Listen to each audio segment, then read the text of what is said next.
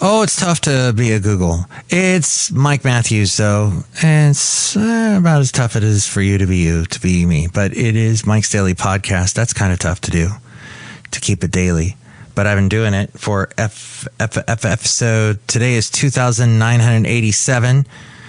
So that many episodes, 2,987. And it is tough to be Google. Well, except that they make a lot of money off of us, so we can get to use stuff that they supply for free. But then they are also having a good time with Waymo being the number one driverless car service, beating out Uber and Lyft and all the rest, which we find out a little bit more in this podcast. Mike's Daily Podcast, the longest running self-produced daily podcast on the planet Earth. And it is Mike. Google's parent company Alphabet has been sued by a unit of European e-commerce platform Allegro. They won about $567 million in damages. It is an e-commerce platform in Poland that works as a comparison shopping engine. It also sued Google Ireland and Google LLC in the district court in Warsaw. It said that Cineo is seeking damages for losses it claims to have incurred due to Google's anti-competitive practice of self-preferencing its own comparison shopping service in Google search results, which Cineo claims has been detrimental to its business. Allegro noted that Cineo said the lawsuit is related to the 2017 decision of the European Commission, which has accused Google of favoring its own comparison shopping service, Google Shopping, in search results, thereby disadvantaging its competitors. U.S. regulators are placing Google payment under supervision, so Google is suing. The U.S. watchdog for consumer finance announced it was ordering federal supervision of Google Payment Corporation. This was about a month ago. The internet giant's payment arm, a decision the company immediately said it was challenging in court. The Consumer Financial Protection Bureau announced the step, saying it had determined services offered by Google Payment had posted a risk to consumers. The regulator's step in the subsequent lawsuit marked a government tussle with Silicon Valley and their huge behemoth, Google. In the final weeks of President Joe Biden's administration, the regulator's move could be reversed after Donald Trump returns to the White House in January, as he is going to be possibly pro-Google in that respect. He's definitely seeming to be pro-TikTok under Biden and pro-Bitcoin. Under Biden, the Consumer Financial Protection Bureau has been more closely scrutinizing the growing sector of financial services provided by Silicon Valley rather than traditional banks. And the agency cited nearly 300 consumer complaints, many of which concerned reports of fraud, scams, and unauthorized transactions. It said it did constitute a finding that the company had engaged in wrongdoing, and the Consumer Financial Protection Bureau nevertheless said that consumer complaints indicated Google Payment had failed to investigate complaints about erroneous transfers, among other potential violations, and that the law allowed for supervision even if Google had discontinued the services in question. That all from Reuters. I'm Mike, and I'm from podCastro Valley. In fact, let's go there now and walk into Café Anyway for more fascinating Mike's Daily Podcast stuff. Café Anyway. Welcome to Café Anyway. Mike's Daily Podcast. Yes, it's great to be here today on the show we call Mike's Daily Podcast, a show that features Mike's Daily Podcast, an interesting cast of people who show up later on. They are meeting me outside on the back lawn patio area here at Café Anyway, somewhere in podCastro Valley, the last place on earth in the land of Topica. And one of the interesting topicas. Hi, I'm Mike. Mike's Daily Podcast. Mike Matthews. And you know, it's interesting how people are not drinking as much alcohol Mike's as they used to. Daily It was Podcast. probably covered in one of my more recent podcasts, but late last week. But it is dry January.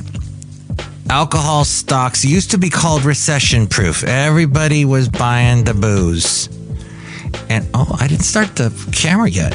Should I have a camera going? Does it matter? Do you love it when people point out that they're also on video? Or actually, most audio podcasts, they totally disregard the audio, and they just, because they're most concerned about the video. Okay. There, I put on my makeup real quick. Here we go. We're taping, and you can see any of the recorded video at mikesdailypodcast.com.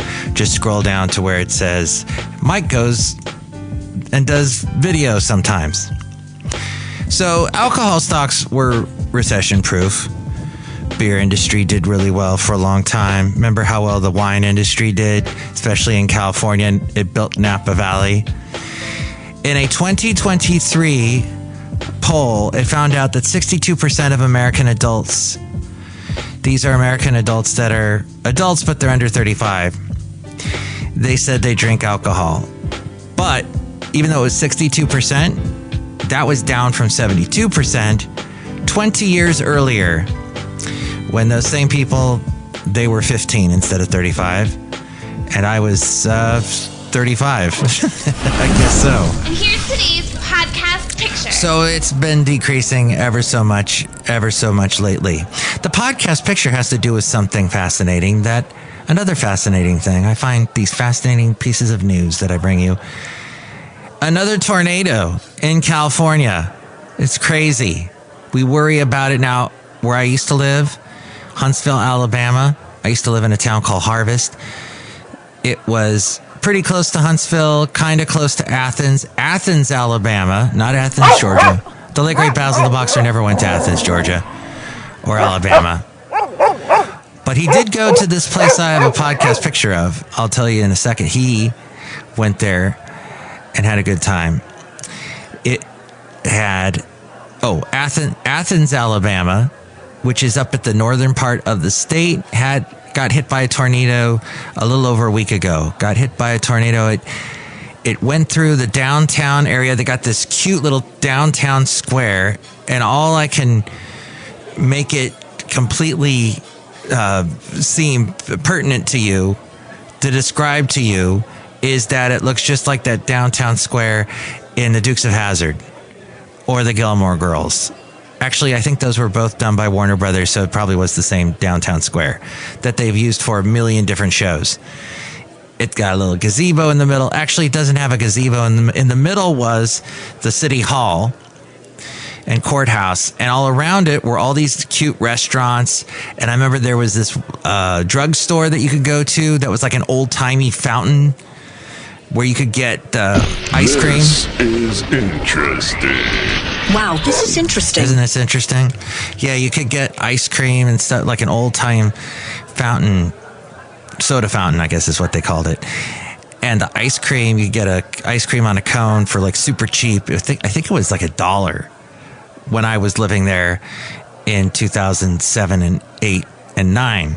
So I'd go over there every lunch, and that's how I gained my first 100 pounds living in Alabama. So many delicious fried foods and very inexpensive ice cream back then anyway. Well, that place got hit by the tornado. It survived. The whole area did okay, except a big, huge old tree fell over. Oh, Mike, you're such a creative soul. Well, I'm spinning a tale. I'm telling a tale that's true. I'm spinning a yarn, a true yarn. And that is just down the road from where this town square is. There was a veterans museum that got hit really hard, sadly, and one of the buildings basically got destroyed that they had just recently finished building. And there was a helicopter from one of the wars, I think Vietnam, that got picked up and dropped on somebody's front driveway. Nobody was hurt, but just a lot of damage. Oh, and a huge Christian bookstore got hit and ripped the roof off. And I watched a lot of television videos posted from the local TV stations that get posted to YouTube. And they talked to the people that own the Christian bookstore. Yeah. They were in a good mood. Like those two people were just happy and laughing. They were okay. They're like, hey, nobody got hurt. We're all right. All our stuff got damaged, but we're okay. So what a great attitude. And I know it's a cliche, but we can learn so much from that when people go through such hardship. And they just put their faith in something bigger. Well, another tornado is hit, not in Alabama as of this recording, but in California. This happened over the weekend. A tornado touched down in Northern California. Remember the one hit Scotts Valley about a month ago? We had a tornado warning in San Francisco, which never materialized. But a tornado touched down. Right? God. It did in Northern California's Tehama County, I think is how it's pronounced. It's Tehama County. I'm Scottish all of a sudden. But actually that happened last Friday. I once went to, and the podcast picture is of a cool trip I took with Basil the Boxer and my lovely lady friend. And we visited some friends of hers that live in a place near there. So I posted that picture today. It was a trip we took 7 years ago. And you can see it at mikesdailypodcast.com. Beautiful area. Oh my. I hope everybody's okay. Anyway, outside of Café Anyway, somewhere in PodCastro Valley, in the land of Ameritopica, the last place on earth. And hopefully wherever you are, you're safe. But thank you for joining us here at Café Anyway. A tornado accompanied by a quarter-size hail was spotted at about 5:18 p.m. last Friday in an unpopulated area near Paynes Creek. That's Paynes, Paynes. That's about 11 miles southwest of Shingletown, and this picture is actually from Shingletown. The tornado was recorded on an area. It's pretty interesting. Webcam and radar. It was moving northeast at about 20 miles per hour. And the tornado lasted about 3 minutes, and the path length was just under a mile. No damage was reported, thankfully. The tornado's rating is unknown because tornadoes are rated based on the damage they cause. Due to no damage caused by this tornado, its rating won't be determined. Kind of sounds like if a tree falls in the forest and nobody's around to hear it, it didn't really fall. Like if Mike does a podcast, a daily podcast, and nobody listens to it.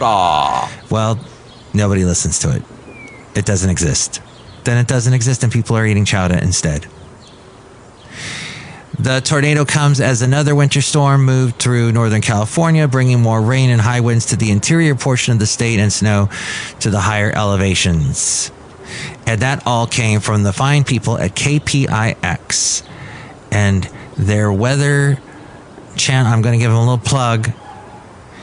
Their weather is pretty amazing, their weather reports, because they do it in 3D.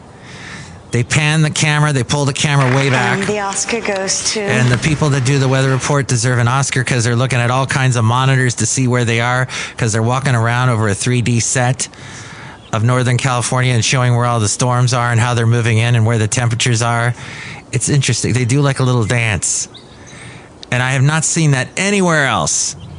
I watch weather reports from Huntsville, Alabama, from all the news stations I watch there. I watch all the local ones.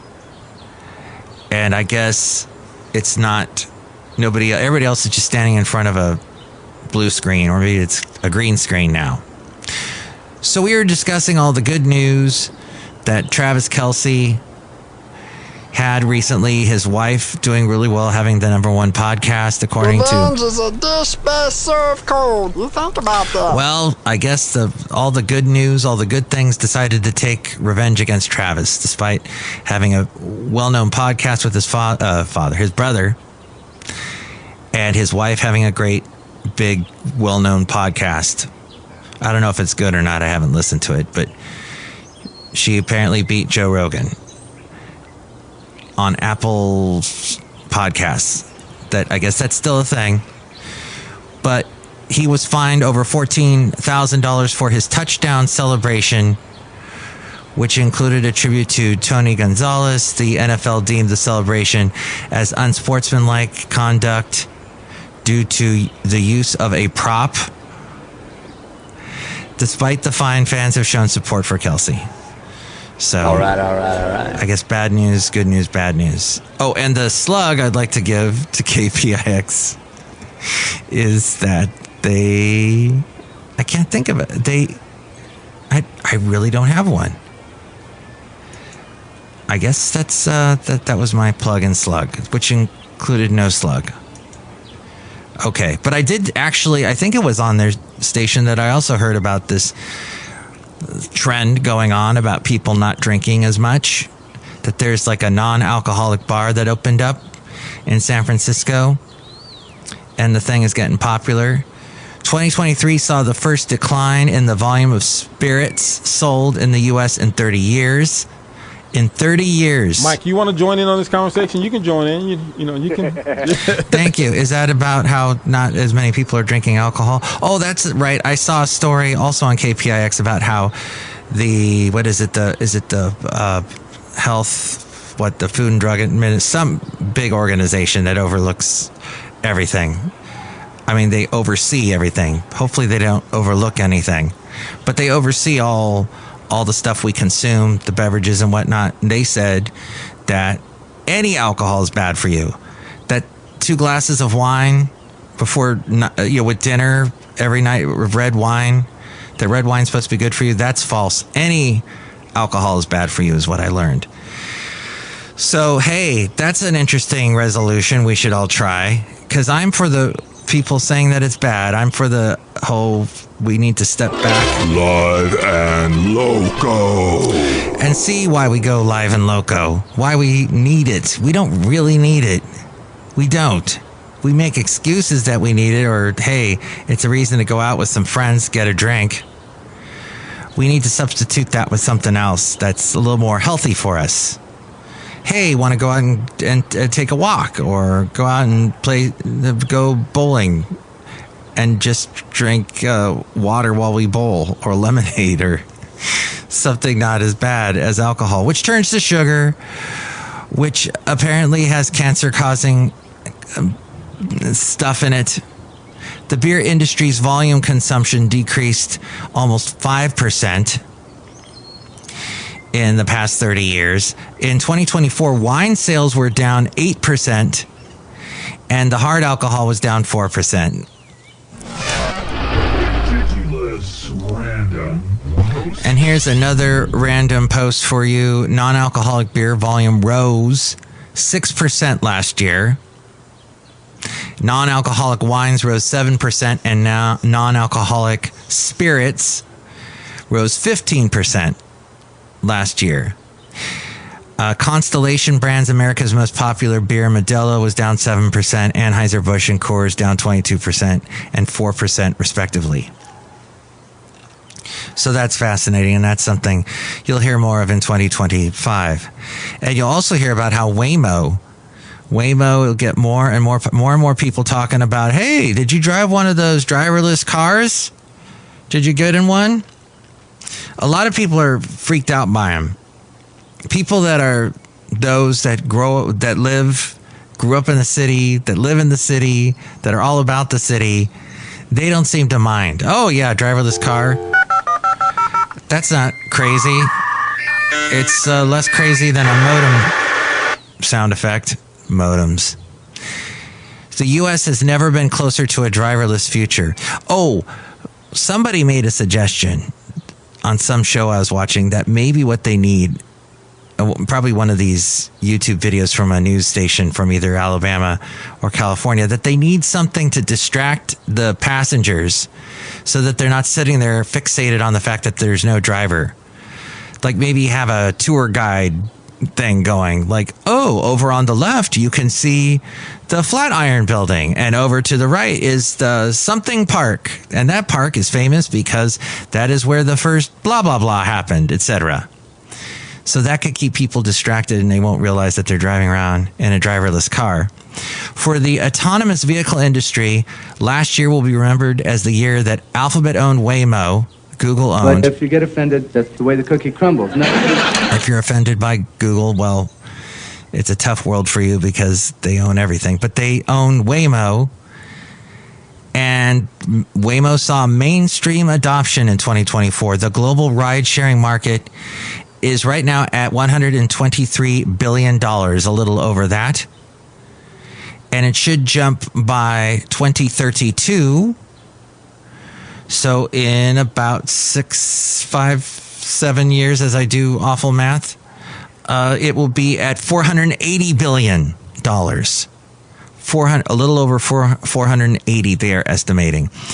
Uber, Ford, GM's Cruise, however, all have quit the robotaxi business. Yes, Uber has, Ford has, and GM's Cruise. GM spent so much money on it and they just had to quit.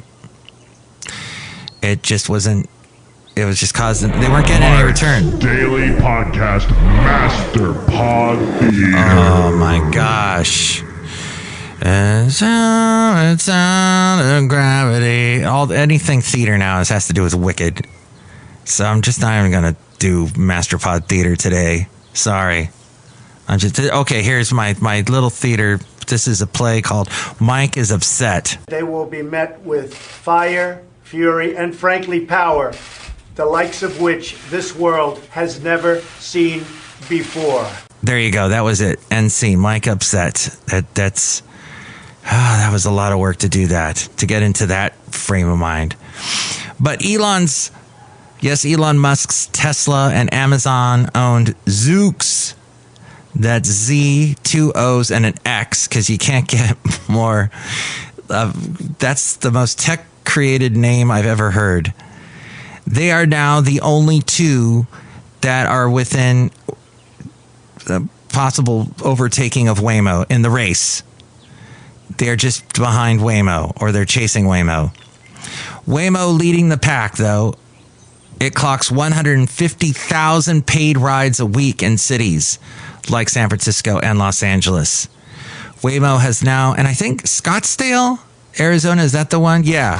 Or no? Fair and unbalanced. Phoenix with our fair and unbalanced news report here today. Waymo has now completed more than 5 million autonomous trips. That means 5 million rides with people being done in the U.S. So, yes, that means somebody's riding in those driverless vehicles. And they operate now, Waymo does, in Phoenix, San Francisco, L.A., and they cover more than 500 square miles of public roads. In San Francisco, as I have heard lately from Bloomberg, they are not allowed to get on the freeways.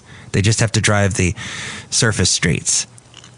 A big focus for Waymo in 2025 will be expanding its robotaxi service to more cities. And Waymo plans to launch in Austin and Atlanta. So expect that if you're in those cities, a Waymo near you, a driverless car. Should be interesting. Mike's absolutely useless review. My review is I would get into one. I am not one to use Uber or Lyft myself. My lovely lady friend does. I'm more of a public transportation type person. Or I drive myself, but I'm lately trying to do more public transportation because it forces me to walk more. So I get at least 10,000 steps and I need my exercise. That's what my doctors told me. But I do find it interesting in my review that Uber, Ford, and GM, and when you say GM, you got to say Cruise because that was their special division. They all decided to quit with the driverless cars. And Tesla's been doing it, has always had that driverless assist thing in their cars. He's someone, and he did that big announcement, did like a video on a Friday night, did a big production about driving his driverless cars that he's trying to catch up to Waymo. And then this Amazon Zoox, I've never heard of that. Mike ripped someone a new one. But whoever is promoting the Zoox has got to promote it a little bit better. Whenever I'm on Amazon, and believe me, we all were during the Christmas season, all trying to find presents for people. I didn't see anything about Zoox. I saw something like, what was the guy's name? What's the Rufus? Is it Rufus? That's the assistant that I guess is the AI assistant to help you shop for things, but nothing about Zoox. So they got to do a better job of promoting that. So it will soon be in Austin and Atlanta, along with Phoenix, San Francisco, and Los Angeles. This is Waymo I'm talking about. But next, they want to be in Miami and in Tokyo. Outside of Café Anyway, somewhere in Podcastro Valley, look who's here. Hello, Mike Matthews. It's Chely Shoehart, gift shop supervisor. Wow, driverless cars. That's pretty bizarre, Mike Matthews. Yeah. Hey, aren't you going to try and sell me one of your snow globes? Don't you always do that? Mike Matthews, I decided that I'm going to stop doing that because somebody else has been doing that. And now, a big thanks to our sponsor. And the sponsor for today is Chely Shoehart's Amazing Snow Globes, Mike Matthews. I thought you said you weren't selling them anymore. Well, Mike Matthews, I was going to tell you why I'm not going to sell them, and you're going to talk me out of it. Okay. Why not? Because speaking of Amazon, they had some new film called Red One that was like really popular. I think it was on Amazon, Mike Matthews. And they have a character who's a winter witch named Gryla. Okay. Yeah, and she's a winter witch who kidnaps Santa Claus and attempts to use his powers to create magical snow globes and imprison every child on Earth who's on the naughty list inside of a snow globe. Mike Matthews. Oh, so they stole your idea with snow globes. Wait, you have a snow globe that imprisons children that are on naughty lists? No, I didn't even think about that. That sounds really cruel and mean, Mike Matthews. I wouldn't do that, Mike Matthews. So I guess I'll start selling snow globes because I'm like the good witch. The good winter witch. We have a knight who says nee. And the knights who say nee agree. Look who else who say hi at Café Anyway. Hello, Mike. This is Floyd the Floorman. And this is John Deere, the engineer, Mike. All of that was very helpful stuff, and I learned a lot today about snow globes and driverless cars. And you also learned that sometimes one of the people that I use to post my podcast to one of the platforms, because you got to have a lot of platforms in this world. If you're only on YouTube, they can easily deplatform you. They've done it to me twice, and I don't even have a podcast anybody knows about or a video show or anything. So another group called Spreaker, not YouTube they, but Spreaker, they told me they detected music. They sent me an email that said, music detected, your episode has been removed. Music detected, your episode has been removed. And that was the one called GIFs that I came out with last week. And that's not GIFs like the GIFs thing that people use to send funny quick little video loops that maybe have a guy saying blah, blah, blah. But no, it was gifts like what you get for Christmas and Hanukkah and everything and your birthday. So it was interesting that they took that down. I re-uploaded it without music. Even though I own the music to the beginning of the show, I came up with that song. It wasn't that hard to come up with, but I did it years and years ago. So anyway, Café Anyway, they haven't removed any more of my videos. But what do you think? Which episode, podcast?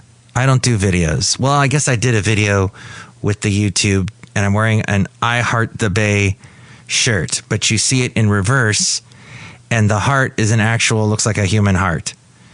So that's cool if you want to see that at mikesdailypodcast.com. But yes, it is a podcast, Mike's Daily Podcast. What do you think about anything we covered today? Here's the phone number to call. Call Mike at the Café Anyway hotline. Area code 510-228-4640. Will you shut ups? Liberty Nation Freedom Phone for All. This isn't right. It is. There's something wrong. Go. It's true. Right. And with all things having to do with Mike's Daily Podcast, we go to the mainframe and hear from A-Frame. Thank you for listening. Mike's Daily Podcast is written and produced and performed by Mike Matthews. His podcast is super easy to find. Download or listen to his show and read his blog at mikesdailypodcast.com. Email Mike now at mikesdailypodcast@gmail.com. See you tomorrow. Bye.